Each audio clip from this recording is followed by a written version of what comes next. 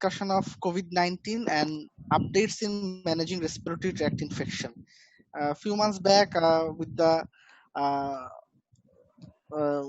with this same speaker, our honorable Professor Dr. Sahabuddin sir, we had another program regarding COVID-19. But today we will be discussing about some updates of that in the light of global healthcare authorities, and also we'll discuss about some respiratory tract infections in terms of COPD, pneumonia, and our honorable speaker sir will be enlightening us in those updates in the light of the global healthcare authorities. So you all know the situation. We all are experiencing a pandemic scenario which has devastated this country as well as the world. Bangladesh is suffering since March, and today we are having more than 300,000 patients.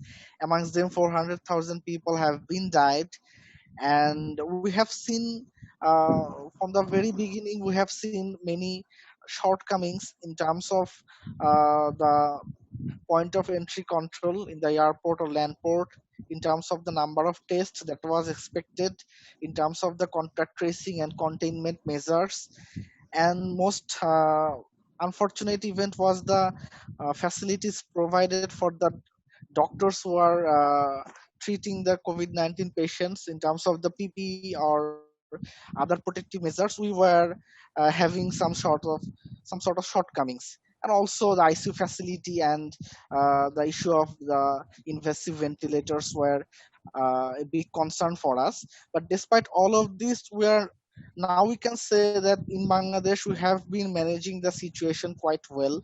So since our CFR percentage is lower than that of the United States, United Kingdom, or Europe.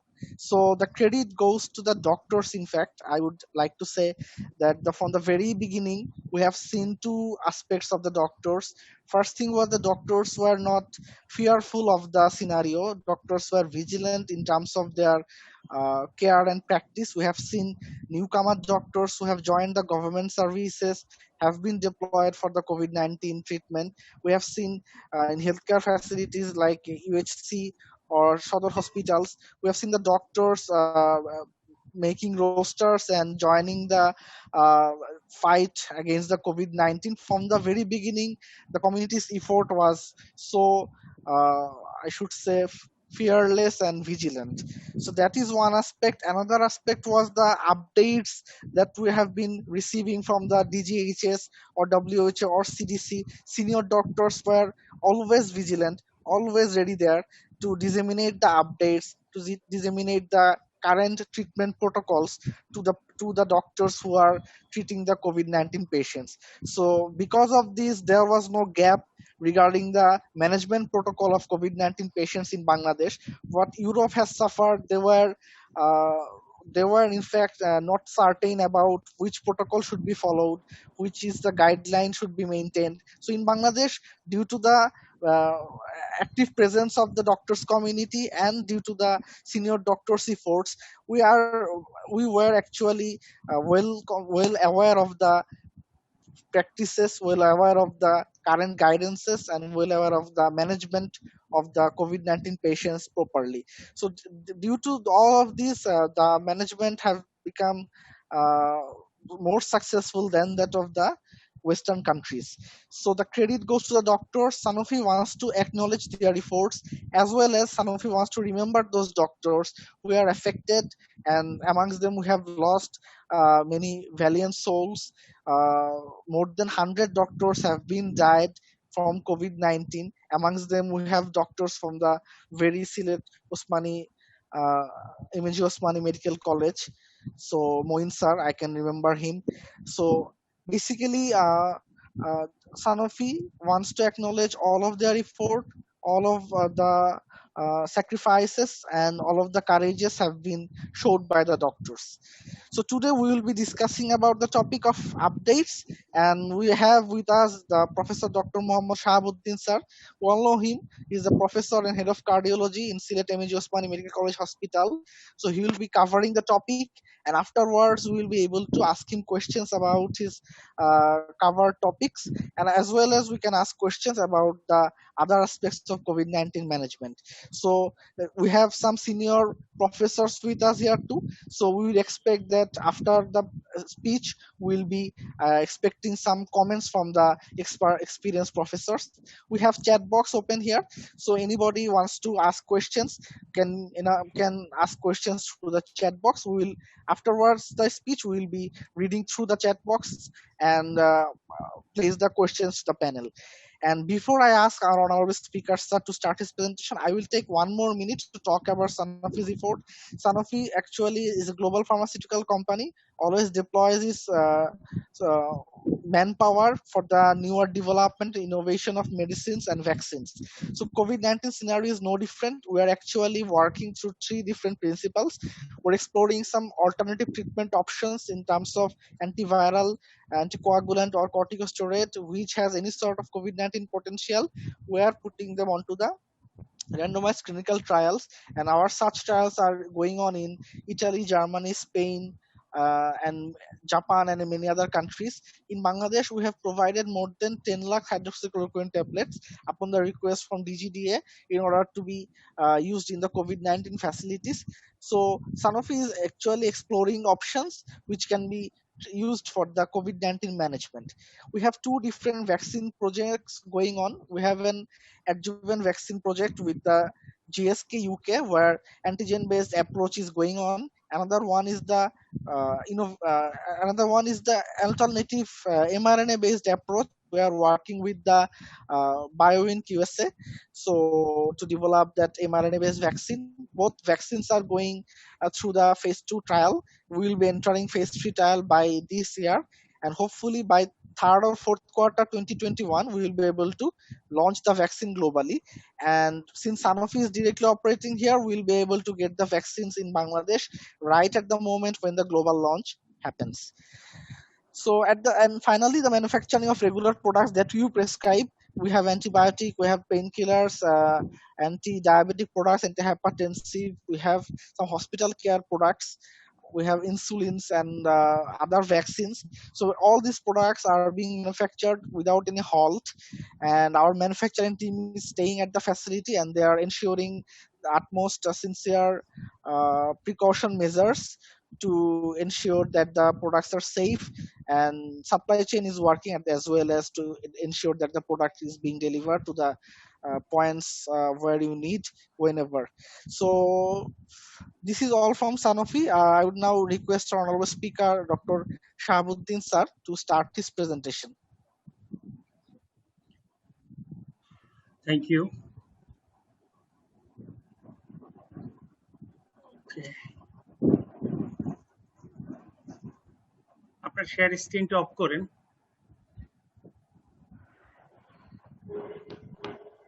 কোনটা share screen? Sir আপনি কি share দিচ্ছেন? না আমি দেইনি এখনো। কি করেন? Okay sir. স্যার আমি অফ করেছি, আপনি স্টার্ট করতে পারবেন।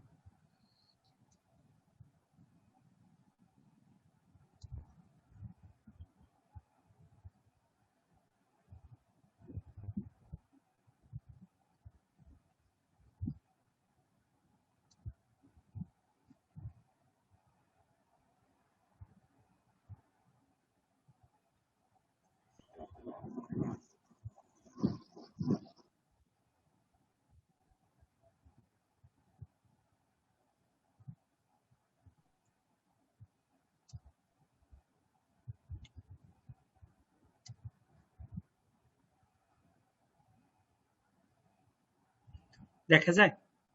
হ্যাঁ স্যার, ক্লিয়ার স্যার। হুম? হ্যাঁ ক্লিয়ার স্যার, ফুল স্ক্রিন দেওয়া আছে স্যার, শুরু করতে পারেন Am sir. I audible? Okay. Yes, sir.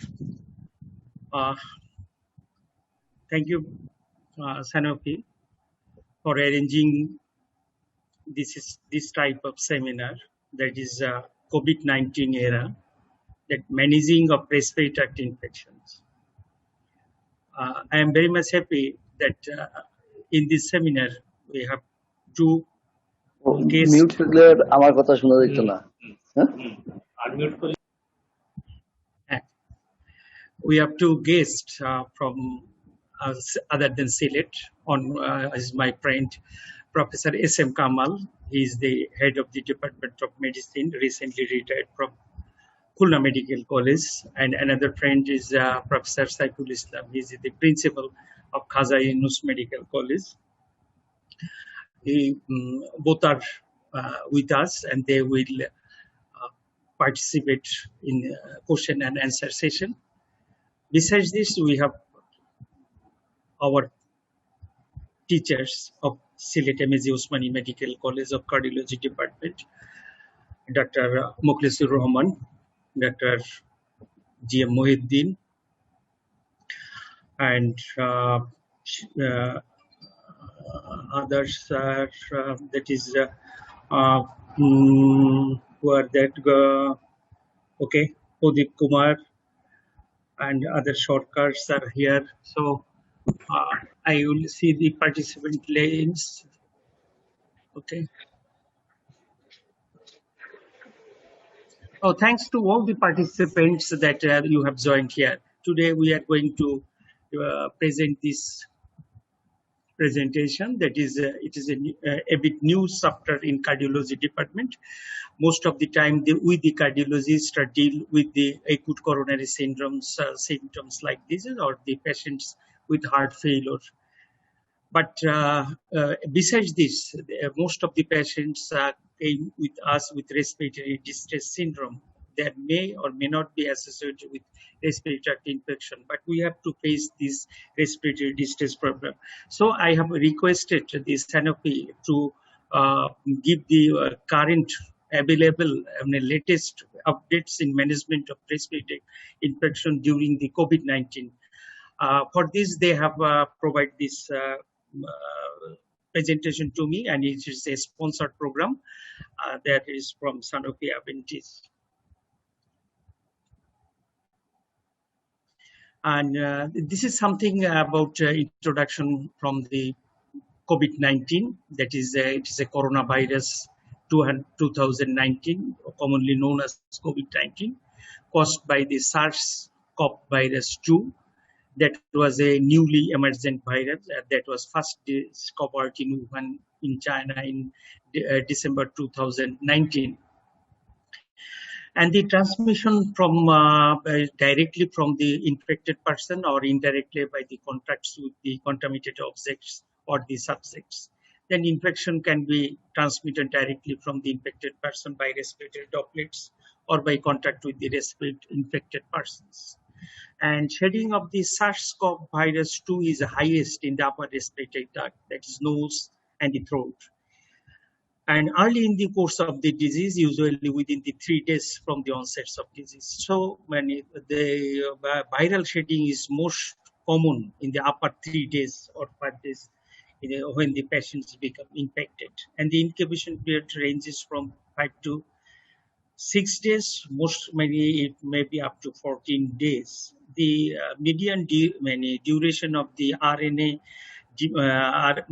viral RNA deletion is 21 days, though it may be as long as 37 days.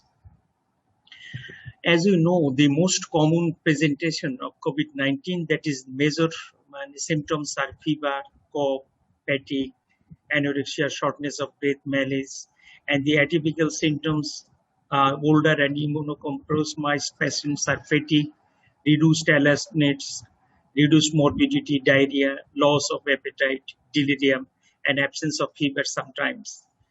Especially in pregnant women, they may complain with dyspnea, fever, respiratory GI tract symptoms, fatigue, due to psychological, physiological adaptation in pregnancy and women.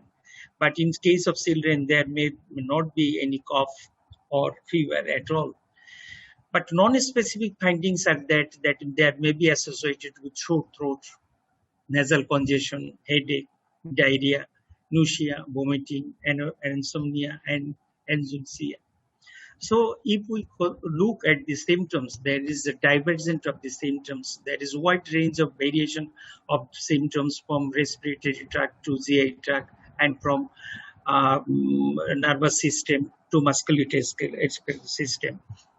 As because this virus is not only confined to the respiratory system, it also involves the cardiorespiratory symptoms, nervous system, and upper respiratory tract also. Regarding the diagnosis, so the confirmed diagnosis is RT-PCR, though it is specific in case of 70% of the cases, 30% may be false, though RT-PCR is the standard for its diagnosis. And it is taken from the nasal swab or oral swab. If the upper respiratory tract is negative, and then still suspension is strong, then lower respiratory tract specimen may be recommended or may be collected.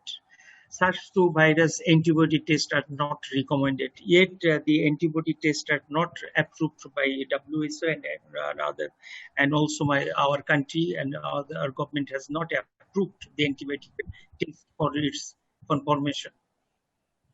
An imaging technique, that is X-ray, low sensitivity at early stage, but if you perform the CT, HRCT, it is high sensitivity at its early stages.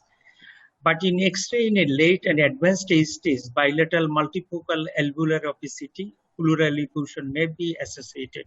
So in advanced cases, X-ray may be sufficient to detect viral pneumonia in this COVID situation.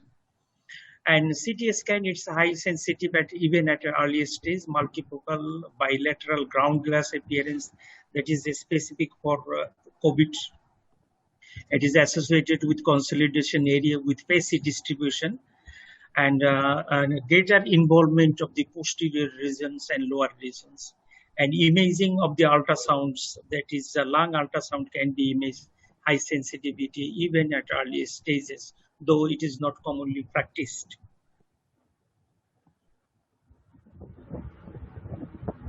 These are the X-ray findings. In the right side, this is normal, and in left side, it's COVID infected. And the CT scan reports in upper part, there are survival. That is, these patients are recovered from COVID, but in lower portion, these patients are not recovered from COVID.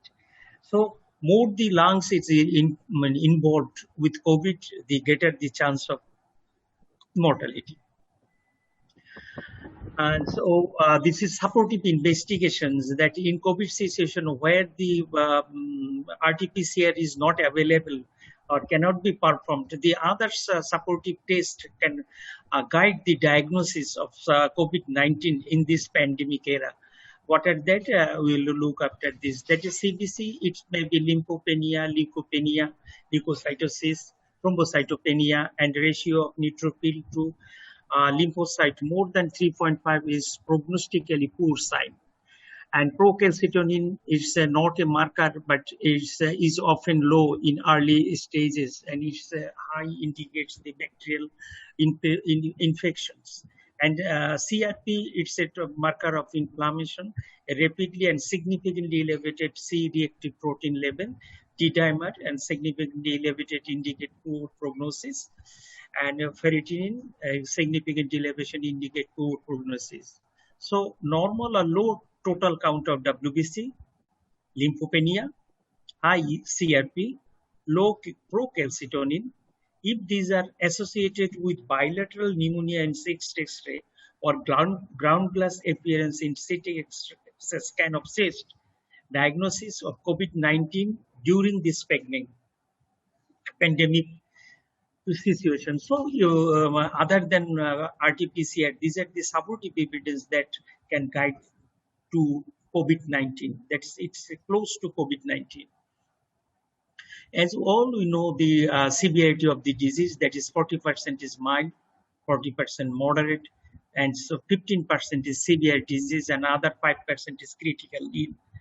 And in our guidance, these are divided, these severe in ARDS, sepsis, and septic shock.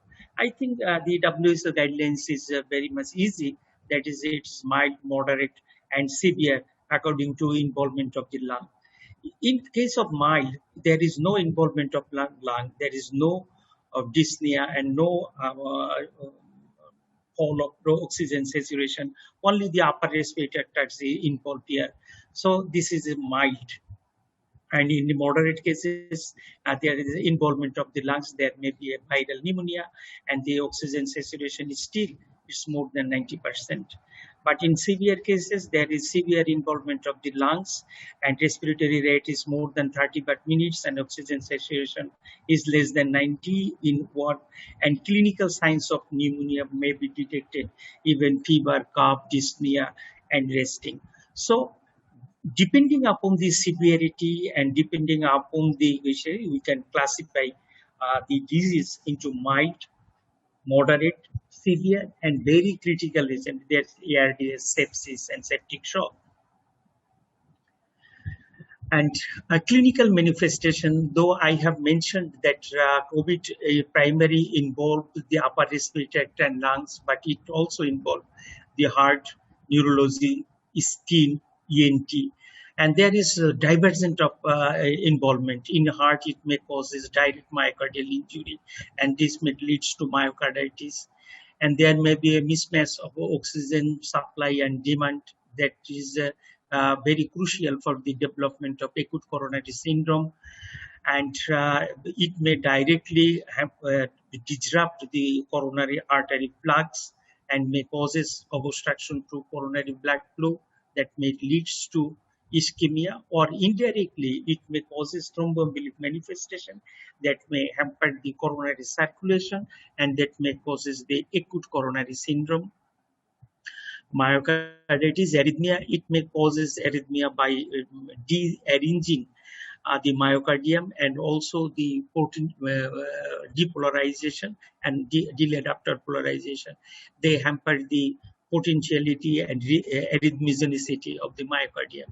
And lastly, the heart failure. They can aggravate the heart failure in a pre-existing cardiac patient and also in a patient who have no previously diagnosed as a cardiac patient, that it may cause directly myocardial damage and to heart failure.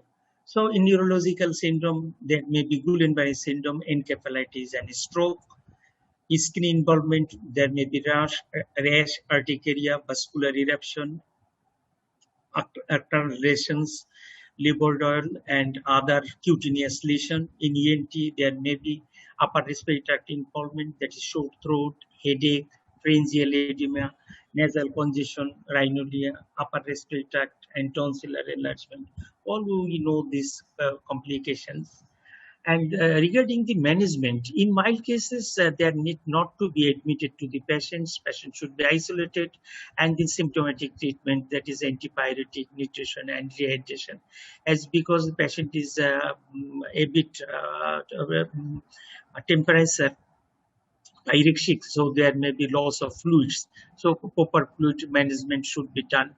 No need for antibiotic prophylaxis and test for endemic infections, other endemic infections, that as well as the dengue is more common here, it should be tested and co-infection may occur. Counseling about the urgent sign and symptoms of complications, that is lightheadedness, difficulty in breathing, chest pain or dehydration, that may lead to serious complications that we'll have to look for in mild cases. Moderate cases, isolation is still it is possible, but if the risk is very high for deterioration, isolation in the hospital is preferred. Test for endemic infection, dengue, and co-infection should be done, as because co-infection may occur. Antibiotic for clinical suspension of bacterial infection should be considered, and excess of antibiotics like co-amoxicillin is adequate to treat pneumonia, as because it is Sanofi. So they have mentioned that their product, that is amoxicillin, may be adequate. And close monitoring of the signs and symptoms of the disease progression should be observed, and pulse oximetry should be maintained to see the oxygen saturation levels.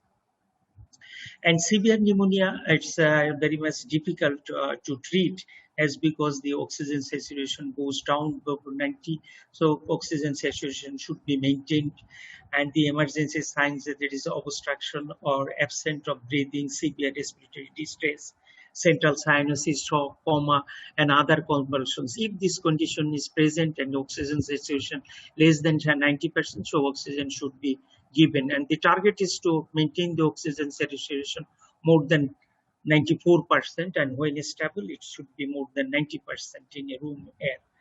And prone position of technique and airway clearance management should be applied. Hematology, biochemistry testing, ECG, and other chest imaging should be done. Monitoring of the complication like ARDS, acute liver injury, acute kidney injury, acute cardiac injury, DIC, and other shock should be monitored. Monitoring of the system suggestive of venous thromboembolism or arterial thromboembolism, as is manifested with stroke or deep vein thrombosis or pulmonary embolism or acute coronary syndrome, should be searched. So the complication should be searched according to the organ or the target organ involved. This is the Intensive Care Society guidelines for prone position. That is 30 minutes to 2 hours lying on your belly, and then 30 minutes to 2 hours lying on your right side, then again in sitting, then on your left side, again proning. These are the four positions that you will have to observe accordingly for the guidance of the Intensive Care Society for increased oxygenation to the lung. But I can remember when we are in a student, where we are in children, the mothers will when asked not to lie on your belly, but later on, the scientist has proved that it helps in prone positions. So management in mild cases of ARDS, a trial of high flow nasal cannula or non-invasive flow, that is positive, continuous positive air pressure or BiPAP positive airway pressure should be given. And progressive acute hypoxia, respiratory failure, advanced oxygen ventilation is required. Endotracheal intubation is performed by a trained, experienced person, and implementation of mechanical ventilation when appropriate. And in adults patient with severe ARDS, the prone ventilation for 12 to 16 hours per day is recommended. A conservative fluid management strategy for ARDS patients without tissue hypoperfusion and fluid unresponsiveness. That means if there is a chance of developing shock or there is a tissue hypoperfusion, then you will have to be careful about the fluid management.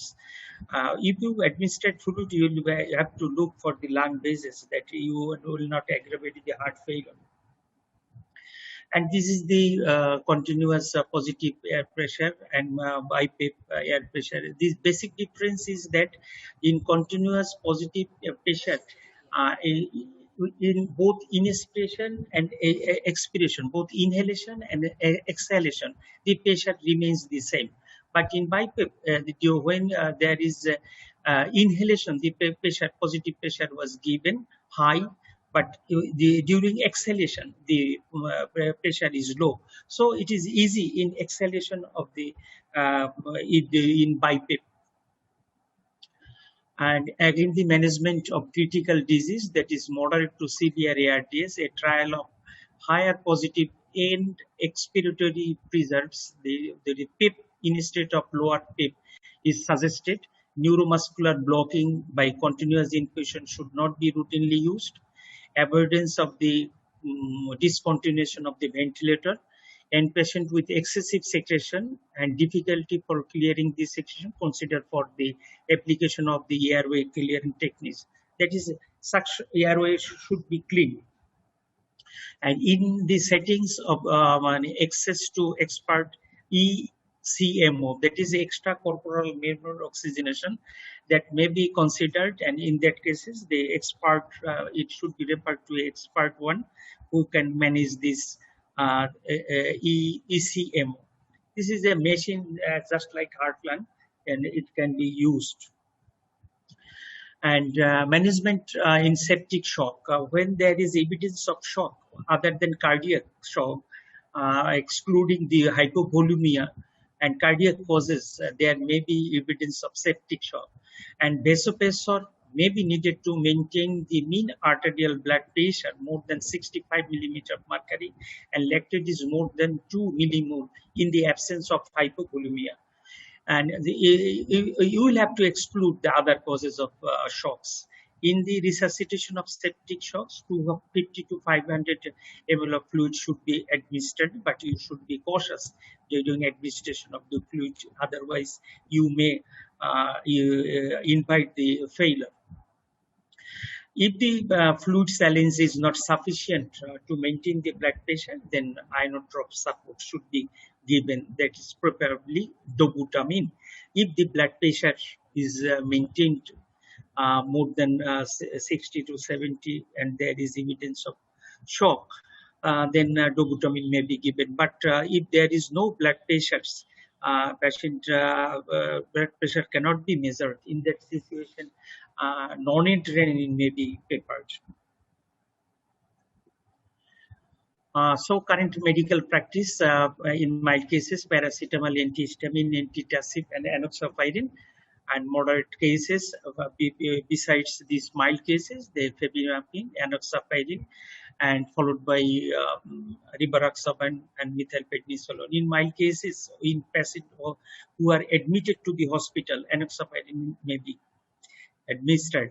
But in case those who are not admitted to the hospital but are high risk, they are in your house, that is with multiple risk factor, hypertension, diabetes, or other cardiovascular risk, they should receive the enoxaparin even at home. And severe treatment, that is moderate protocol plus methylprednisolone, non-epinephrine, and broad spectrum antibiotic, MDCP, tocilizumab, and the plasma therapy may be considered. And management of co-infections, this is the main topic of Sanofi.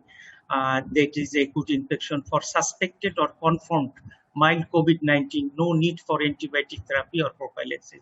For suspected or confirmed moderate COVID-19, antibiotics are recommended if there is clinical suspensions of a bacterial infection. For suspected or confirmed severe COVID-19, the use of empirical antiviral and based on clinical judgment and the patient host factor, local epidemiology, and should be started as soon as possible within 1 hour of assessment, and ideally with blood cultures, and duration of treatment should be ideally 5 to 7 days. Acute infection, the empiric antibiotic should be used on the clinical diagnosis, community acquired pneumonia, healthcare associated pneumonia, and sepsis. Antibiotic must be chosen from institution, regional, or country guidelines, and access group, that is aware class, that is access, was, and reserved by WHO. And this aware classification of antibiotics, these are two groups of antibiotics that is widely range of activity. First choice of treatments, that is amoxicillin, amoxicillin plus clavulanic acid, amoxicillin, benzyl penicillin, doxycycline, proxycycline, and benzyl penicillin sulfonamide group 6. But another group, that is high resistance and potentially treatment option of limited number of patients, azithromycin, ceftriaxone, and in more resistant and severe cases, meropenem, and piperacillin, tazobactam, and vancomycin. This should be administered in highly resistant cases. And this is rapid guideline antibiotic for pneumonia in adults in hospital. Test to guide the decision about the antibiotic. Microbiological sample of for routine culture and sensitivity. SARS-CoV-2 PCR assess, chest imaging, full blood count, and Legionella and pneumonial antigen test, procalcitonin test, and CPR test, CRP test. CRP, it's not suggestive the origin, but it's inflammatory marker. Procalcitonin to know if the origin is bacterial. And antibiotic choice different ranging from community acquired pneumonia and hospital acquired pneumonia. For patient already using the antibiotic, review and says if appropriate. If not in severe condition, oral therapy may be recommended. Take expert opinion in immunocompromised patient, pregnant, critically ill, and patient with a history of infection with resistant organisms, and with a history of repeated infection with exacerbation and lung abscess. So it is a multidisciplinary action. In that situation, we may take the decision from the expert one. And the rapid guidelines and a suspected community acquired pneumonia, oral antibiotic for moderate or severe pneumonia. Option 1, doxycycline 200 milligram for first day, then 100 milligram once daily. Second, co-amoxicillin, co-amoxiclav, that is 500 milligram into 125 milligram clavulanic acid, 3 times a day with clarithromycin 500 milligram twice a day. In severe pneumonia, if the options are unavailable, levofloxacin 500 milligram once or twice daily. And suspected community acquired pneumonia, IV antibiotic for moderate or severe pneumonia. Option 1, that is co-amoxiclav 1.2 gram 3 times a day with clarithromycin 500 milligram twice daily. Second option, cefuroxime 750 milligram to 1.5 milligram 3 to 4 times a day with clarithromycin. In severe pneumonia, if severe pneumonia other options are unsuitable, levofloxacin 500 milligram once or twice daily. And suspected hospital-acquired pneumonia is same as that the previous one, that is doxycycline, co-amoxiclav, and levofloxacin. And in suspected hospital-acquired pneumonia, IV antibiotic for severe pneumonia. Now, option 1, piperacillin with tazobactam 4.5 gram 3 times a day, increased to 4.5 gram 4 times a day if infection is severe. Option 2, ceftazidime, that is 2 gram 3 times a day. If other options are unsuitable, that is levofloxacin 500 milligram once or twice a day. This is the rapid guidelines for pneumonia treatment of hospital-acquired infections. And this is a more bit suspected hospital-acquired resistant cases. You may use vancomycin, teicoplanin, and linezolid. These are the drugs that you can use 1.5 milligram vancomycin per kg per minute to 220 milligram, and teicoplanin initially 6 milligram every per kg, and linezolid that is 600 milligram twice day, 8 day. It is commonly practiced the drugs. So we are at the end of our presentation. In short, that is NICE guideline in UK. They have proposed that corticosteroid should continue at and given doses that should be prescribed by the doctors, not by the patient himself. Smoking should be cessation should be done, and pulmonary rehabilitation, oxygen therapy according to assessment, and prophylactic antibiotic should continue when prescribed unless reasons to stop, and patient should not start corticosteroid or antibiotic therapy without advice. This is very important, that one should not start the antibiotic and corticosteroid without the proper advice. The management of bacterial exacerbation, antibiotic, bronchodilator, and corticosteroids. And this is the drugs that is available for their pneumonia infection. Co-amoxiclav for bacterial exacerbation of COPD. This is a drug for amoxicillin and clavulanic acids combination. Coamoxicillin is the first beta-lactam inhibitor combination in UK and USA, and this is against effective against the Streptococcus pneumoniae, Haemophilus influenza, and Streptococcus aureus in 92% susceptible to the respiratory pathogens.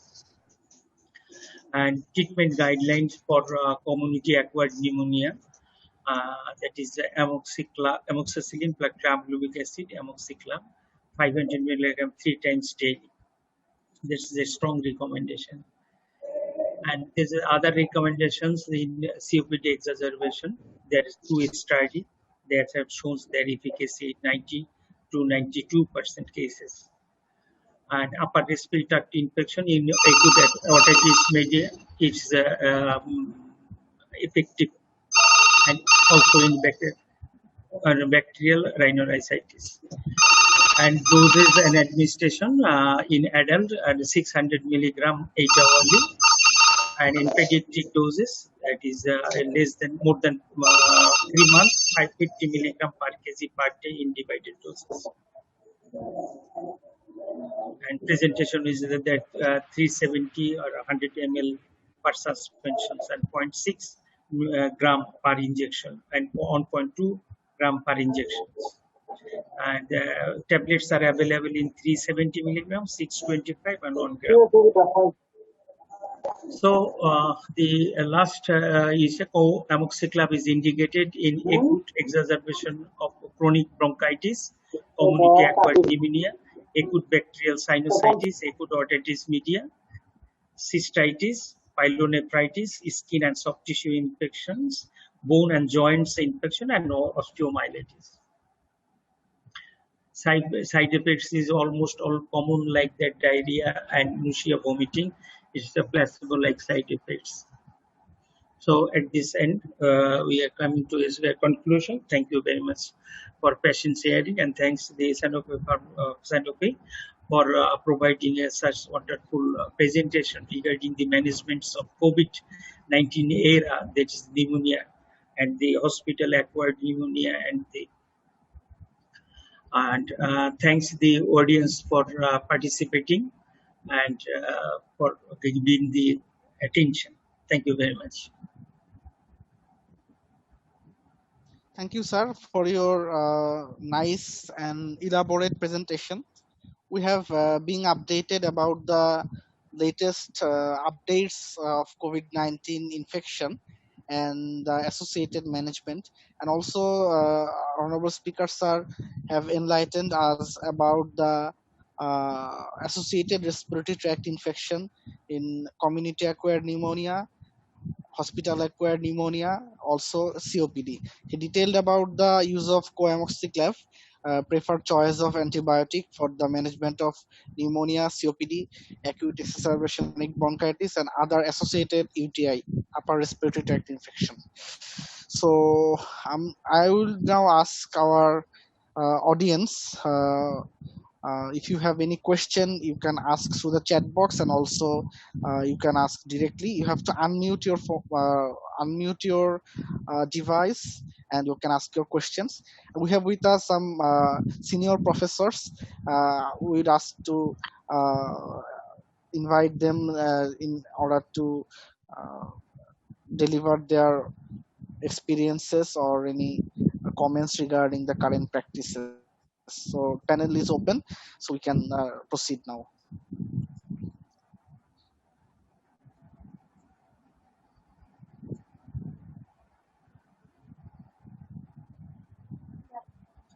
Question যদি না থাকে তাহলে কাজ করেন, ওই যে একজনকে একটু বলতে দেন, যে আমাদের সাথে যারা আছে তাদেরকে বলতে দেন, মুখলেসুর রহমান স্যার আছেন তাকে বলতে দেন, অথবা কামাল স্যার আছে, সাইফুল স্যার আছে, এদেরকে বলতে দেন, অথবা জুনিয়রদের মধ্যে থেকে স্ট্যান্ড প্রফেসর আমার যারা আছেন, ওরা যদি কিছু শেয়ার করতে চান, তাদের এক্সপেরিয়েন্স শেয়ার করতে পারেন। আমি রিকোয়েস্ট করব আমাদের সাথে যারা আছেন কোন এক্সপেরিয়েন্স যদি শেয়ার করতে চান, একটু আনমিউট করে you can share your views. Sir একটু ওপেনই রাখি, মানে যিনি চাবেন উনি হয়তো সবাইকে আমাদেরকে। আনমিউট করে দেন আপনি। ওকে স্যার, আনমিউটটা আসলে মানে সেন্ট্রালি করা যায় না, ওই নিজে থেকে আচ্ছা একটু ঠিক আছে, করতে হয় আর কি। জি তা ঠিক আছে, যদি না বলে তাহলে আমার ফ্রেন্ড এস এম কামাল, তুমি কিছু বলো, নাহলে মুখলিস ভাই বলবেন। মুখলিস ভাই বলেন। স্যার কিছু বলার নেই sir. Thank you sir for your nice presentation. গত এই প্যান্ডেমিকের যা অভিজ্ঞতা ছিল সবকিছু একসাথে একদম মানে কামানকে পিস্তল আকারে এনে আমাদের সামনে তুলে ধরলেন আজকে। এতদিনে যা যা স্টাডি হয়েছে এবং লেটেস্ট যা রিকমেন্ডেশন আসছে সবগুলো সম্পর্কে ওয়াকিবহাল হলাম আজকে আমরা। Thank you Sanofi and thank you all. Thank you sir for your nice presentation. এবং আমরা লেটেস্ট আপডেট নিয়ে আজকে আমরা আমাদের ওয়েবিনার থেকে যাব আর কি। এগুলি আশা করি আমাদের কাজে লাগবে প্র্যাকটিক্যাল লাইফে। Thank you sir. বিবুল্লাহ সেলিম যোগ দিয়েছে এখন। সেলিম আচ্ছা, এখানে নেটওয়ার্ক খুব স্লো, কোনো অসুবিধা নেই, আমরা দেখতে পাচ্ছি আপনাকে সুন্দর একটা পাঞ্জাবি পরছেন। তারপর স্যার শোনা যাচ্ছে স্যার? হ্যাঁ শোনা যাচ্ছে। এটা জায়গায় আসছে স্যার, তবে প্রোগ্রামটা আমি দেখেছি স্যার, আমার মনে হয় যে এটা খুবই টাইম ডিমান্ডিং সেশন। আমার মনে হয় যে জিনিসটা খুব সুন্দরভাবে প্রাণবন্তভাবে উপস্থাপন হওয়ার কারণে আমাদের সবাই বেনিফিট হবে। স্যার শোনা যাচ্ছে স্যার? হ্যাঁ শোনা যাচ্ছে, আচ্ছা আপনি ক্লিয়ার মানে সবই শোনা যায়। Actually, cardiovascular disease, co-infection is the most important one. So, this antibiotic and other things used in the patient, cardiac patient with the infection is very time demanding session. So, I think Sir has nicely described everything, and everybody is understanding the situation. And for this program, arranging this program, I thank Sanofi, and also thanks to Sir and other panelists for this active session. Thank you, sir. Thank you. আমি যেটা পড়তে যে দেখলাম যে আসলে তো মানে COVID-19 একটা ভাইরাল মানে ইনফ্লামেশন, এখানে অ্যান্টিবায়োটিকের রোল কোথায়? এটা তো এখানে যদি কেউ ক্লিনিক্যালি সাসপেনশন থাকে অথবা মানে এরকম অবস্থায় কিন্তু রোল আছে, রুটিনলি কিন্তু কোনো রোল নাই। যেন মাইল্ড কেসে কখনোই অ্যাডভোকেট করে নাই যে কোনো ধরনের অ্যান্টিবায়োটিক দেওয়ার জন্য কোনো ধরনেরই অ্যাডভোকেসি নাই। মডারেট টু সিভিয়ার কেসেস যেখানে ব্যাকটেরিয়াল ইনফেকশন, কো ইনফেকশন, মানে এখন বলতেছে যে কো ইনফেকশন সবসময় থাকতে পারে, ডেঙ্গু থাকতে পারে অথবা আদার কোন একটা ইনফেকশনও থাকতে পারে। যে সমস্ত জায়গায় গ্রাউন্ড গ্লাস অ্যাপিয়ারেন্স হয়ে যায়, নিউমোনিয়া খুব সিভিয়ার নিউমোনিয়া, লাং খুব বেশি ইনভলভমেন্ট হয়, সেক্ষেত্রে হয়তো বা অন্য কোনো মানে অর্গানিজম মানে থাকতে পারে, যার জন্য ব্লাড কালচারের সাথে সাথেই এটা অ্যাডজাস্ট করাই উচিত। কেউ রিস্ক নিতে চায় না। আসলে হচ্ছে কি, একটা কোভিড হওয়ার পরে, একটা সিভিয়ার বা অথবা মডারেট কোভিড হওয়ার পরে মানে আমি যে মানে ভাইরাল ইনফ্লামেশন দিয়ে হয়েছে, আমি ওয়েট করব, আমি ভাইরাল অ্যান্টিবায়োটিক দেব না, আমি ওয়েট করি, এরকম কেউ আসলে করতে চায় না। কামাল তুমি কিছু বলবা কিনা এই ব্যাপারে? বলি। আচ্ছা বলি। হ্যাঁ আমার, আচ্ছা আমি পরিচয় করে দিই, উনি S M Kamal, professor of medicine, আমার বন্ধু মানুষ। উনি খুলনা মেডিকেল কলেজের বিভাগীয় প্রধান, এই মাসেই কেবল রিটায়ারমেন্টে গেল। হ্যাঁ কামাল এখন ঠিক আছে। হ্যাঁ ধন্যবাদ বন্ধুর প্রফেসর শাহাবুদ্দিন। আজকের এই সুন্দর প্রেজেন্টেশনের ভিতরে তো শুরু থেকে শেষ পর্যন্ত প্রায় সবই ছিল। স্যানোফি অ্যাভেন্টিসকেও ধন্যবাদ, তারা কিছু বিশেষ বিশেষ জিনিসকে এখানে উল্লেখ করতে চেয়েছে, আমি সেগুলোকে একটু ফোকাসও করব।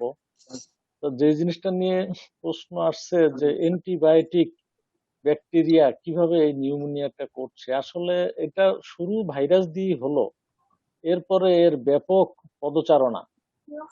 পদচারণা হলো যে তার যখন ইনফ্লামেশন হয়, আমরা অনেক জায়গায় দেখেছি যে খুব বেশি ইনফ্লামেশন, এমন কিছু যেমন কিছু আর্থ্রাইটিস কেসে খুবই বেশি ইনফ্লামেশন, এইখানেও তাই খুবই বেশি ইনফ্লামেশন, অনেক সাইটোকাইন রিলিজ করে। এর থেকেই শুরু হয়েছে যে সাইটোকাইনস আমরা রিলিজ করা তার ইনফ্লামেটরি ইফেক্টকে বন্ধ কিভাবে করতে পারি, তার অনেকগুলো দিক ছিল। যেমন 1 নম্বরই অ্যান্টি সাইটোকাইনস অ্যান্টি ইনফ্লামেটরি হলো স্টেরয়েড, সেটা আমরা আগেও ইউজ করেছি অন্যান্য রোগে, এখানেও এখন ইউজ করতেছি।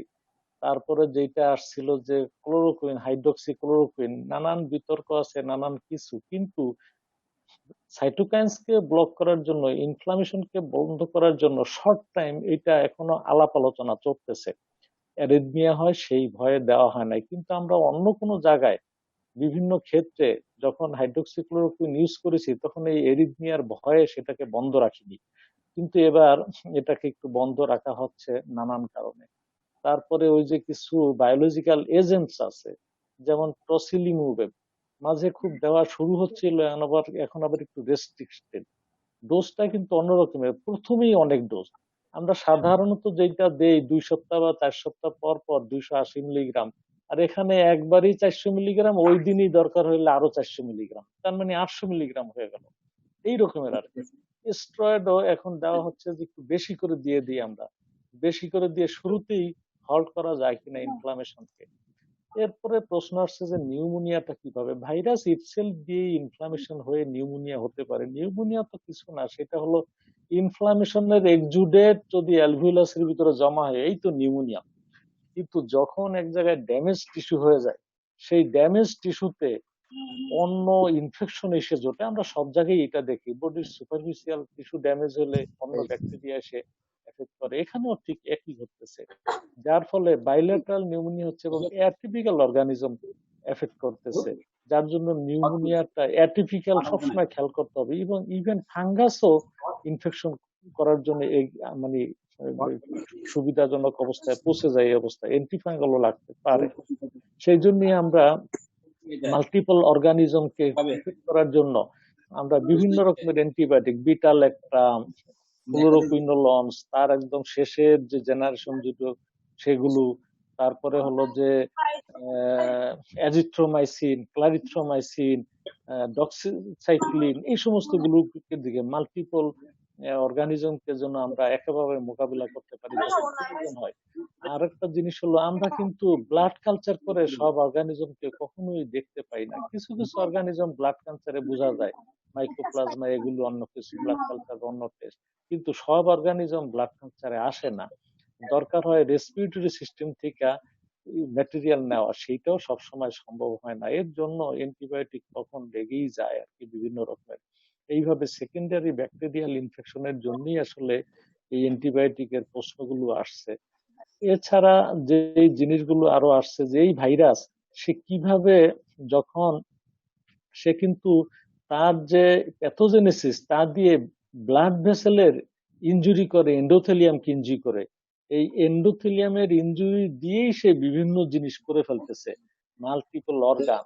সে কার্ডিয়াক ভেসেল, হার্টের মাইকোডিয়াল ইনফেকশন করতে পারতেছে, হার্টের বিভিন্ন লেয়ার, মাসেল, এন্ডোকার্ডিয়াম, মায়োকার্ডিয়াম, এগুলোকে অ্যাফেক্ট করতে পারতেছে। সুতরাং করোনারি আর্টারি ডিজিজ মানে ইনফেকশন হয়ে যেতে পারে, মায়োকার্ডিয়াল ইনফেকশন। ঠিক একইভাবে ব্রেইনেরও স্ট্রোক হয়ে যেতে পারে, ইভেন হেমোরোজে হওয়ার কথা উল্লেখ আছে অনেক জায়গায়, ইনফেকশন হয়ে যায়। এমনকি এই যে রেনাল ইনভলভমেন্ট কিভাবে হয়, একইভাবে এন্ডোথেলিয়ান ইনজুরি হয়ে একটা গ্লোমেরুলোনেফ্রাইটিস হয়ে যায়, যার ফলে অ্যাকুট কিডনি ইনজুরি, এবং সেটা বাড়তেই থাকে। এবং স্কিনে যে লিশন গুলো হয় সেগুলো ঠিক একই রকমের, ভাস্কুলাইটিস, অ্যাকুট ভাস্কুলাইটিস এইভাবে হয়। যার ফলে এর ব্যাপক যখন হয় তখন সে অনেক কিছু সেপটিক শক এইভাবে চলে যায়।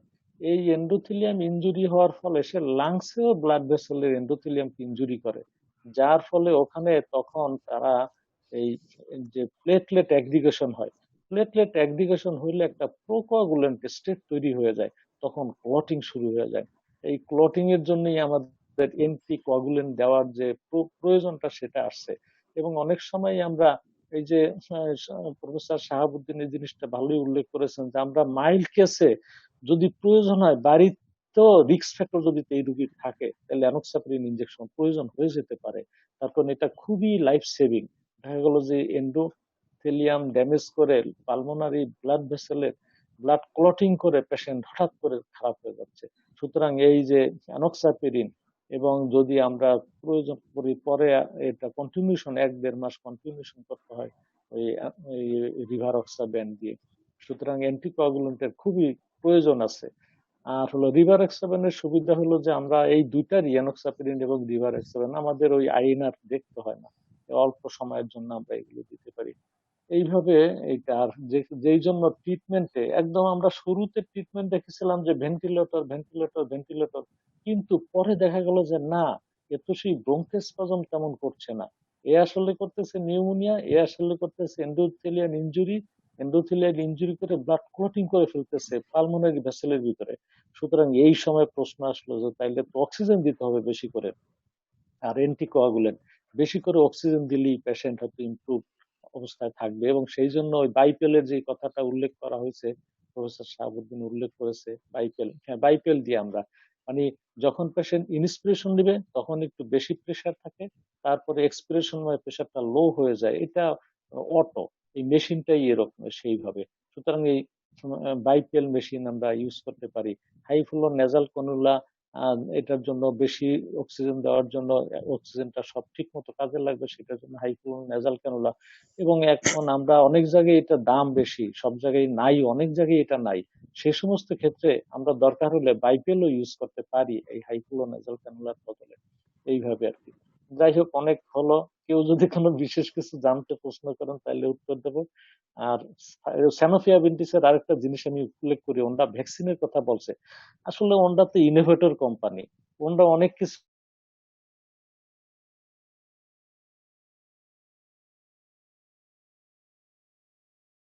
সুতরাং ওনরা যে ইনফরমেশনটা দিয়েছে আসলে এই ইনফরমেশনই সঠিক।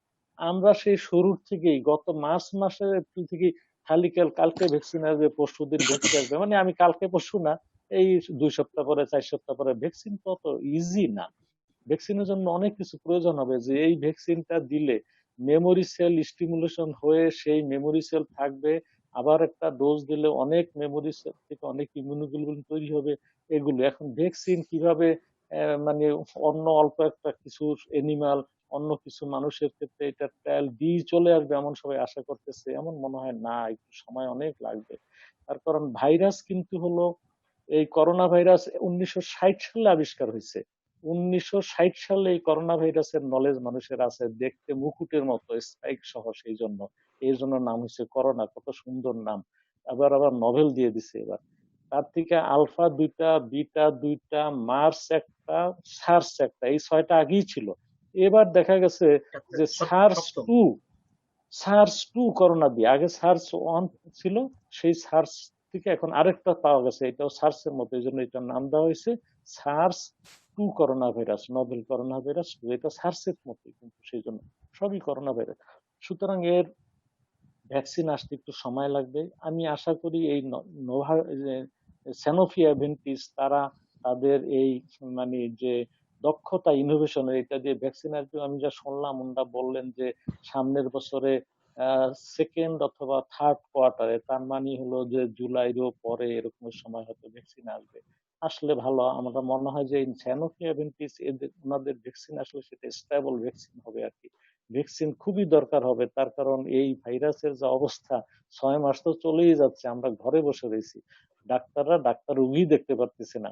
আমরা আমাদের রুগী তো সব ওই এই করোনা, সেদিন দেখলাম যে কিছু ডাক্তার সাহেব রুগী দেখতেছে আবার ফিরে আসছে, তার কারণ এফেক্টেড হয়ে যাচ্ছে এইখানে। এই যে অ্যাটিপিক্যাল বিভিন্ন প্রেজেন্টেশনের ভিতরে এই হার্ট অ্যাটাক একটা ইম্পর্টেন্ট জিনিস, এই করোনা ভাইরাস দিয়ে চেস্ট পেইন হয়ে মায়োকার্ডিয়াল ড্যামেজ হয়ে মায়োকার্ডিয়াল ইনফার্কশন হতে পারে। সুতরাং করোনাকালীন সময়ে একটা রুগী মায়োকার্ডিয়াল ইনফার্কশন নিয়ে আসলেও আমাদের চিন্তা করতে হবে যে এটা কি করোনা আছে কিনা দেখতে হবে। আমি স্যানোফি অ্যাভেন্টিসকে ধন্যবাদ জানাচ্ছি, আজকের যে আয়োজন করছে তাদেরকে ধন্যবাদ জানাচ্ছি। আমার অত্যন্ত প্রিয় বন্ধু ডক্টর প্রফেসর শাহাবুদ্দিন, তাকে ধন্যবাদ জানাচ্ছি, উনি একটু আগে আমাকে খবর দিচ্ছে, মনে হয় 1 ঘন্টা আগেও না। এই ধন্যবাদ সবাইকে। আর এর অডিয়েন্স যারা আছেন, সিলেট মেডিকেল কলেজের অনেক শিক্ষক বৃন্দ আছেন দেখলাম, অনেক অন্যান্য চিকিৎসক বৃন্দ আছেন, সকলকে ধন্যবাদ জানাচ্ছি। Adil, Thank you, Adil sir. কিছু বলবেন? আদিল, মহিউদ্দিন ভাই, আদিল আপনার আনমিউট হন। জি স্যার। হ্যাঁ স্যার প্রথমে ধন্যবাদ, আপনার আজকের প্রেজেন্টেশনটা খুব প্রিসাইজ ছিল, আমার কাছে যেটা মনে হয়েছে খুব প্রিসাইজ ছিল এবং খুব টাইম ডিমান্ডিং টপিকস। এখন আমরা আগের যে প্রেজেন্টেশন গুলো দেখছি যে অনেক জটিল হয়ে যায়। তো আমার কাছে বিশেষ করে মনে হয়েছে প্রথম যে স্লাইড গুলো ছিল এগুলাই খুবই ইম্পর্টেন্ট, কারণ প্রোটোকল অনুযায়ী চিকিৎসাগুলো হবে, কিন্তু প্রথম দিককার যে জিনিসগুলো ডায়াগনোসিস না সেটাই খুব ইম্পর্টেন্ট। এখানে একটা জিনিস হচ্ছে, এটা একটা যদিও বা একটা ভাইরাল ডিজিজ, কিন্তু এটাতে কিন্তু লিউকোসাইট কাউন্ট বাড়তে পারে, একটা পার্সেন্টেজ আছে, সম্ভবত এটা 24% পর্যন্ত। তো ওই লিউকোসাইট কাউন্ট এবং লিম্ফোসাইট এই দুইটার রেশিও যদি 3:1 হয়, এটা একটা ওটস প্রেগনেন্সিস। আর অ্যান্টিবায়োটিকের আমাদের স্যার যেটা বলছেন যে আসলে আমরা যদিও বা এটা ভাইরাল ডিজিজ, কিন্তু এটা এখন হয়ে গেছে আসলে আমরা অ্যান্টিবায়োটিক অনেক র্যান্ডমলি ইউজ হচ্ছে, এটা ভবিষ্যতে হয়তো বা অ্যান্টিবায়োটিক রেজিস্ট্যান্সের ক্ষেত্রে একটা বিরাট হয়ে দাঁড়াবে। কিন্তু প্রোক্যালসিটোনিন একটা কথা বলা হয়েছে যেটা ব্যাকটেরিয়াল এটাকে ইন্ডিকেট করে।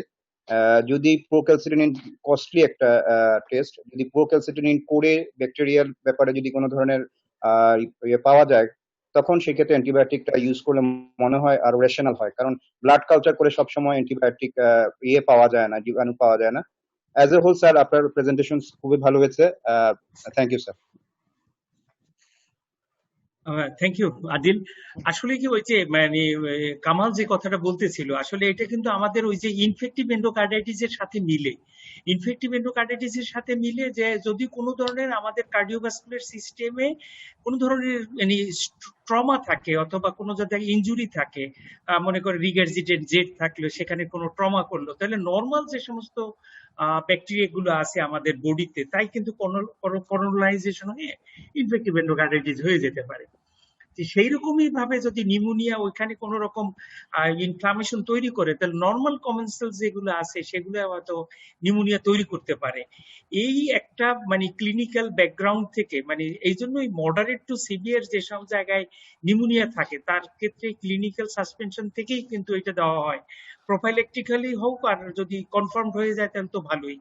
এই একটা কারণেই মানে জায়গাটায় অ্যাডভোকেট করতেছে মানে অ্যান্টিবায়োটিক, যেটা আমি ওই যে সমস্ত কিছু লিটারেচার দেখে দেখে এইটুকু মানে রিকমেন্ডেশন দেখলাম। ডাব্লিউএইচও এই ধরনের রিকমেন্ডেশনই দিচ্ছে। মাইল্ড কেসে দরকার নাই, দেখেন তারা কিন্তু বলে দিচ্ছে মাইল্ড কেসে দরকার নাই, কিন্তু মডারেট টু সিভিয়ার যেখানে ক্লিনিক্যাল সাসপেনশন আছে সেখানে দেওয়ার জন্য উল্লেখ করছে।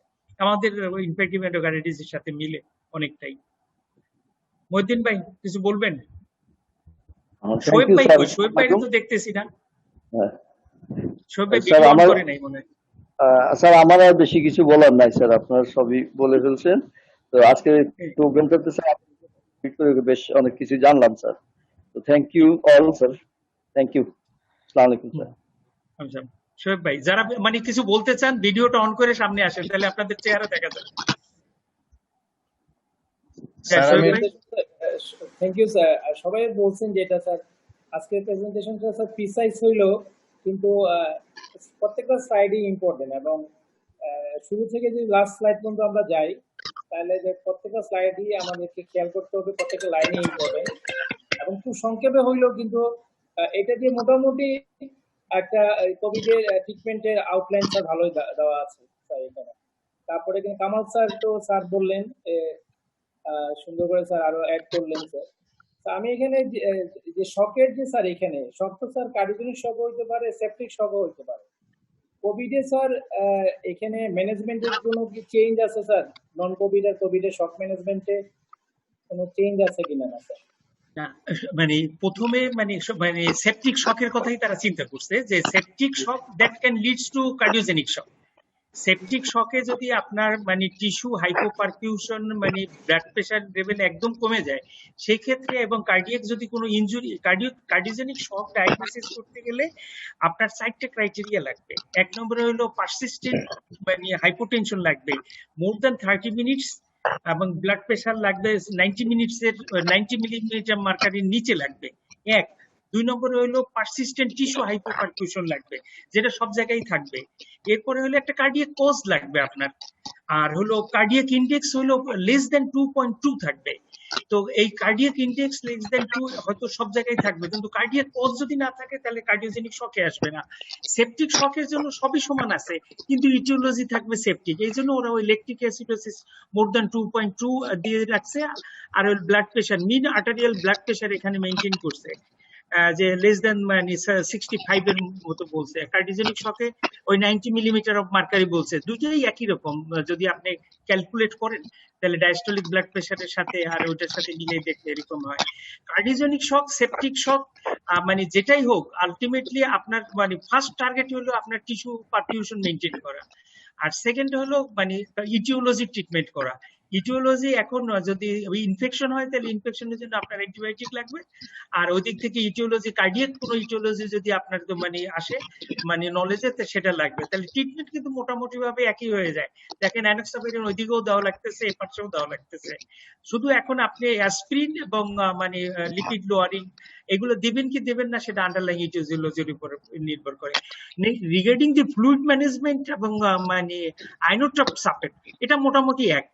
ফ্লুইড ইনিশিয়ালি লাং বেস দেখে আপনি যদি হাইপোপারফিউশন থাকে তাহলে আপনি 250 থেকে 500 মিলিগ্রাম ফ্লুইড দেবেন, এবং লাং বেস দেখে দেবেন যে আপনি কোন রকমের যেন না করেন, ভলিউমটা যাতে আপনি ওভারলোড না করেন। যদি আপনার সুযোগ থাকে পিসিডব্লিউ দেখার, তাহলে আপনি পিসিডব্লিউ দেখলেন 18 মিলিমিটার অফ মার্কারির আপনি উপরে আপনি পিসিডব্লিউ উঠাইতে পারবেন না। 18 মিলিমিটার যদি না উঠে ততক্ষণ পর্যন্ত আপনি ফ্লুইড র্যান্ডমলি দিয়ে যেতে পারেন। অথবা আরেকটা ক্লিনিক্যাল গাইডলাইন থাকতে পারে, আপনার জেবিপি দেখতে পারেন। আপনি জেবিপিতে যদি আপনার রেস না থাকে তাহলে হাইপোভলিমিয়া আছে, সেটা দিয়ে আপনি গাইড করতে পারেন। ট্রিটমেন্টের ক্ষেত্রে ডোবুটামিন দিবেন যদি আপনার ব্লাড প্রেশার কিছুটা হলেও মেনটেন হয়, আর হলো ননএড্রেনালিন দেবেন যখন একদম শকে থাকবে, আর কিছু নাই। আর মাঝে মাঝে ডোপামিন আছে, ডোপামিন আপনি ইউজ করতে পারবেন ননএড্রেনালিন না থাকে। তাহলে সেপটিক শকে ননএড্রেনালিন দেওয়াটা বেটার। কারণ আমরা মোটামুটি ট্রিটমেন্ট কিন্তু সেম।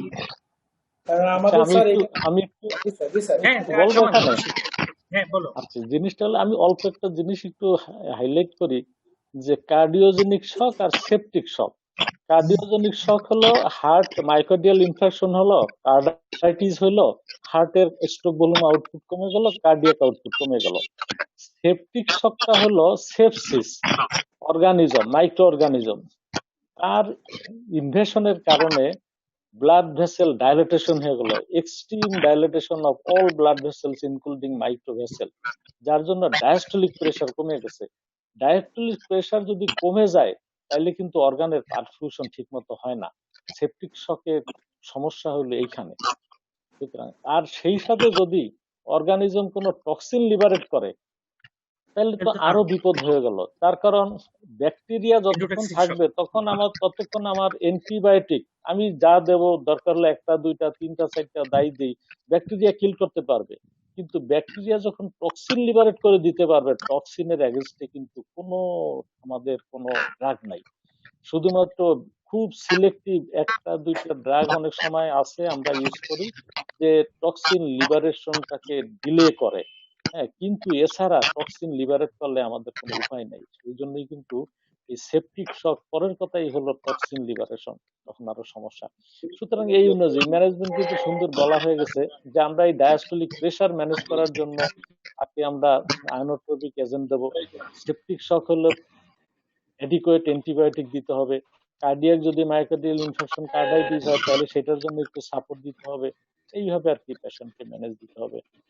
ধন্যবাদ। কারণ স্যার আমাদের এখানে স্যার যারা টার্গেট অডিয়েন্স যারা সিসি স্যার ফ্রন্টলাইনার স্যার আমাদের সিসি এক্সট্রা রেজিস্টার এবং স্যার যারা স্টুডেন্ট আছে স্যার রেসিডেন্ট ওরা কিন্তু ফ্রন্টলাইনার, তারা কিন্তু ম্যানেজ করে। এবং আমাদের এখানে সাসপেক্টেড কোভিড পেশেন্টরা ভর্তি হচ্ছে স্যার, এটা ওদের জন্য খুবই ইম্পর্টেন্ট স্যার। ওরা ফার্স্ট টাইম ম্যানেজ করে এবং এটা কার্ডিওজেনিক না সেপটিক ওই অনুযায়ী স্যার এটা ম্যানেজ করলে পেশেন্টের জন্য খুব বেনিফিটেড আনটিল স্যার এই করোনা টেস্ট আসার আগ পর্যন্ত। কাজে এই এক্সপ্লেনেশনটা ওদের জন্য অনেক কাজে লাগবে। এক্স্যাক্টলি, এটা কাজে লাগবে। এটা ওই ওদের মানে এখন তো আমি ডিস্টেন্স লার্নিং থ্রু জুম 12টার সময় আমি যোগ দিয়ে দিয়েছি। কালকে ওদের এটাই পড়াইছি আমি, এই যে মানে কার্ডিওজেনিক শক মানে সেপটিক শক এগুলোই ওদেরকে মানে পড়াইতেছিলাম। যে ওদের আসলে মানে ওদের কি আসলে আমাদের সবারই জানা উচিত, যে কারণ আমরা মানে ওরা না, আমরাই তো মানে ফ্রন্ট লাইনে এটা ফেস করি। ওরা ফেস করে, আমরা ফেস করে সেই ও তো আমারই জিজ্ঞাসা করবে, ও তো আপনারই জিজ্ঞাসা করবে। তাহলে আপনি আর আমি তাহলে একসাথে সেম টাইম আমিও এক্সপোজ। এই সাইফুল খাজা ইউনুস থেকে। সাইফুল, তুমি কিছু বলো। সাইফুলকে তো দেখলাম না এখন পর্যন্ত। আছে তো কোথায়? দেখি গাড়িতে। আসসালামু আলাইকুম। একটা সুবিধা হয়েছে, সবাই যার যার বাড়িতে থেকে আর কি এত দূরে দূরে দেখা সাক্ষাৎ করা যায়। প্রায় শেষের দিকে আমাদের আজান দিয়ে দেবে, মানে হ্যাঁ, আর আজান কেউ দিয়ে বলবেন, প্রদীপ কিছু বলবেন? 5:30 আজান দিয়ে দেয় কিন্তু। স্যার আসলে আমি শুরুতে ছিলাম স্যার, আমি গাড়িতে উঠছি। আমি আমি পিপি খুলে কথা বলো। গাড়িতে থেকেও কিন্তু পার্টিসিপেট করা যায়। 6:30 আগে আলাম হয়ে যাবে। আমাদের এখানে 6:17 আমরা সিলেটে পূর্ণভূমি। একেবারেই মানে কি বলবো, প্যালাটেবল এবং ইনফরমেটিভ, সাথে কামাল স্যারের যেগুলো যোগ করছেন আমাদের জন্য খুবই এগুলো দরকার। আমি যেটা জানতে চাচ্ছিলাম স্যার, মানে হোয়াট অ্যাবাউট দ্য অ্যান্টিভাইরাল গুলো, আমরা যেহেতু ভাইরাস নিয়ে আমরা ইয়ে করতেছি, তাদের যদি স্যার সময় হবে কিনা, নাহলে আরেকদিন আলাপ করবেন স্যার। রিগার্ডিং অ্যান্টিভাইরাল WHO দেখেন আপনারা, আমি কিন্তু রিকমেন্ডেশন ওইখানে বলছে মডারেট কেসে তারা কিন্তু বলে গেছে যে অ্যান্টিভাইরাল আপনি ফেভিনাভির দিতে পারেন, কিন্তু সেটা হলো আপনার ইসের উপরে নির্ভর করবে, এবং সিভিয়ার কেসে তারা দিতে বলছে ওই যে রেমডেসিভির, টসিলাজিয়াম দিতে বলছে, কিন্তু কোনো অ্যান্টিভাইরালই অত মানে ইফেক্টিভলি কোনো আসে নাই, রেজাল্ট আসে নাই। কামাল কিছু যোগ করবা কিনা? এই একই কথা, জিনিসটা হলো যে অ্যান্টিভাইরাল যদি আমরা দেই তাহলে আগে দেওয়াটাই ভালো, কিন্তু কথা হলো যে অ্যান্টিভাইরাল যেটা ভালো কাজ করে মনে করা হচ্ছে সবগুলোর চেয়ে, সেটা হলো রেমডেসিভির। কিন্তু রেমডেসিভির তো ইনজেক্টেবল, একটা রোগী হাসপাতালে ভর্তি হয় নাই, বাড়িতে আছে, তাকে আমি দিতে পারবো না, কিভাবে দিবে, কে দিবে? যদিও দিনে প্রথমবার 2বার দিয়ে তারপরে একবার দেওয়া যায়, দিলে দিতে হয় বাড়িতে ওরালিটা। ওরালিটা আমরা অনেক সময় দিচ্ছি, কিন্তু প্রশ্ন দাঁড়াইছে যে এগুলো কতটা কাজ করতেছে কিনা। তবুও রেমডেসিভির এবং ফ্যাভিপিরাভির এই দুইটা রিকমেন্ডেড আছে, আমরা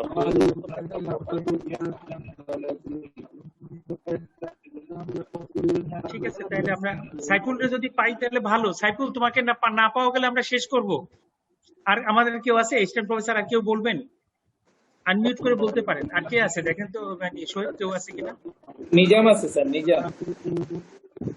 নিজাম দেখেন কিছু বলবেন। এবিএম নিজামউদ্দিন।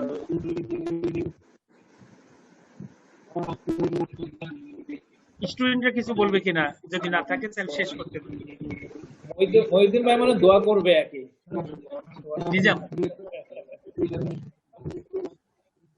মহিউদ্দিন অনেকদিন পরে দেখলাম। আচ্ছা ভাইয়া, দেখা হলো। জি স্যার, আপনার কথার পরে শেষ করব আমরা। জি স্যার। না, আমাদের একটা বিষয় স্যার, আমরা যে করোনা সাসপেক্টেড যে ওয়ার্ড, আমাদের ইয়েলো ওয়ার্ডে, ওইখানে তো অনেক সিভিয়ার কেস থাকে, কিন্তু রেজাল্ট আসে নাই। সেক্ষেত্রে আমরা মনে হয় স্যার যে অ্যান্টিভাইরাল রেমডেসিভির দিতে পারি কিনা, এটা মনে হয় আমাদের মনে দেওয়া যায়। মানে এটা আসলে না, আমার কাছে মনে হয় যে আমি যদি ডায়াগনোসিস কনফার্ম না করতে পারি, তাহলে অ্যান্টিভাইরালের মতো ড্রাগটা মানে এম্পিরিক্যালি শুরু করা ঠিক হবে না। এখন যদি ডায়াগনোসিস আরটিপিসিআর না হয়, তাহলে অন্য ক্ষেত্রে মানে যেগুলো আছে, যদি আমার এক্সরেতে গ্রাউন্ড গ্লাস অ্যাপিয়ারেন্স থাকে, তারপরে ইসিজিতে যদি মানে ব্লাড কাউন্ট যদি আমাদের লিম্ফোপেনিয়া থাকে, এবং সিআরপি যদি সিআরপি বেশি থাকে, এই সমস্ত, এবং প্রোক্যালসিটোনিন যদি কম থাকে, তাহলে আমরা সাসপেক্ট করতে পারি এই প্যান্ডেমিক সিচুয়েশনে এটা কোভিড হতে পারে। এখন সেই ক্ষেত্রে আপনার ক্লিনিক মানে গাইডলাইন কোনো রিকমেন্ডেশন নাই, আপনার ক্লিনিক্যাল জাজমেন্টটা হলো সবচেয়ে বড় জিনিস। ইউ আর দি ফিজিশিয়ান, এক্ষেত্রে গাইডলাইন আপনার কাছে। কামাল স্যারের কাছে একটা ছিল স্যার, কোয়েশ্চন স্যার, বাসায় যদি ফেভিরাভির শুরু করে, পেশেন্ট যদি পরে স্যার হসপিটালে রেমডেসিভিরে যায়, এটা কি স্যার শুরু থেকে ফেভিরাভির শুরু না করে হসপিটালে রেমডেসিভির শুধু পাইলো, স্যার কোনটা বেশি এফেক্টিভ স্যার?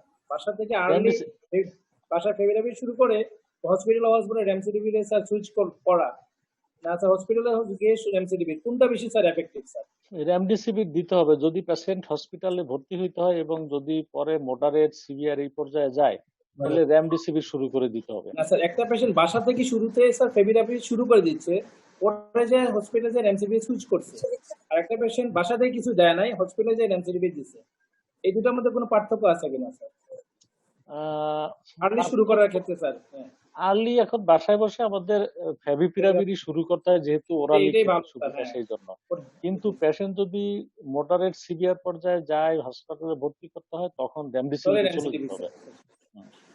আর্লি অ্যান্টিবায়োটিক শুরু করাটাই ভালো স্যার। আর্লি শুরু করাটা ভালো।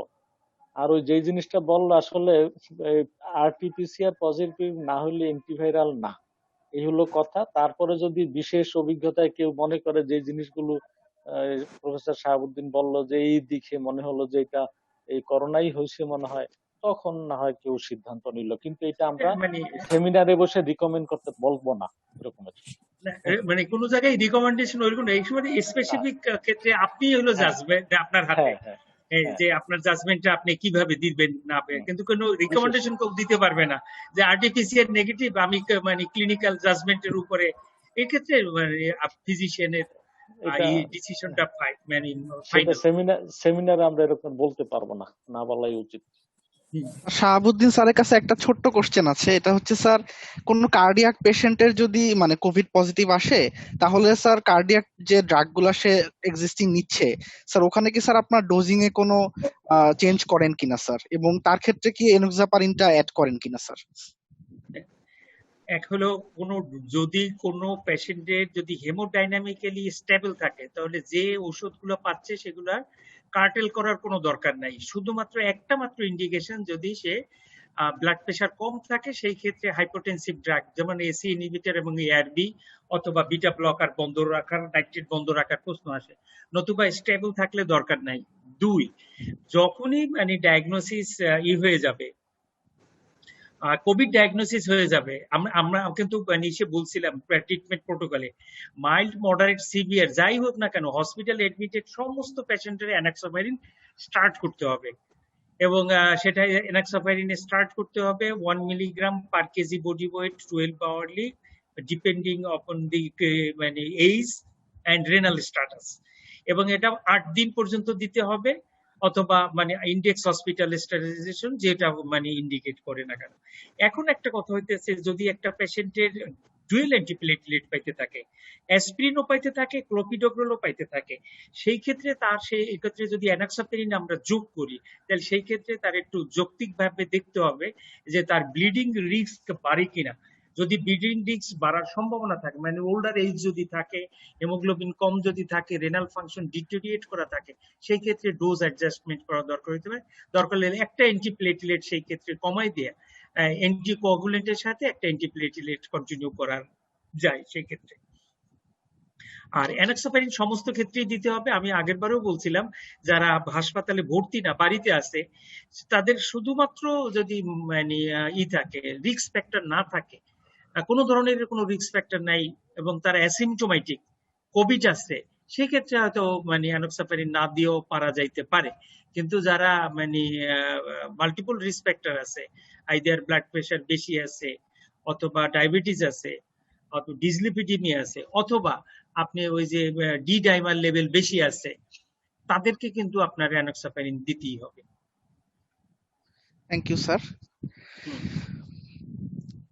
আমাদের আজান পড়ে গেছে, আমরা মনে শেষ করতে যাচ্ছি। হ্যাঁ, আমাদের শেষ তো ওয়েবিনারে আসলে আমার সমস্ত অ্যাসিস্ট্যান্ট প্রফেসর, অ্যাসোসিয়েট প্রফেসর, আমাদের সমস্ত শিক্ষক মন্ডলী এবং আমার স্টুডেন্ট যারা জয়েন করছেন, তাদেরকে সবাইকে আমি খুব আমার হৃদয়ের অন্তরের অন্তঃস্থল থেকে ধন্যবাদ জানাচ্ছি। কারণ আমি স্যানোভিকে রিকোয়েস্ট করছিলাম যে অনেকদিন আমরা একটা ওয়েবিনার করি না, যে রেসপিরেটরি ট্র্যাক্টের যে কি অবস্থা, এইটা আসলে রিকমেন্ডেশন এক একজনে এক এক রকম বলতেছেন। কেউ মানে ওই যে মানে ওয়েবিনারে আইসা এক ধরনের রিকমেন্ডেশন দেন, তার বিরোধিতা আপনারা আরেক গ্রুপে করেন।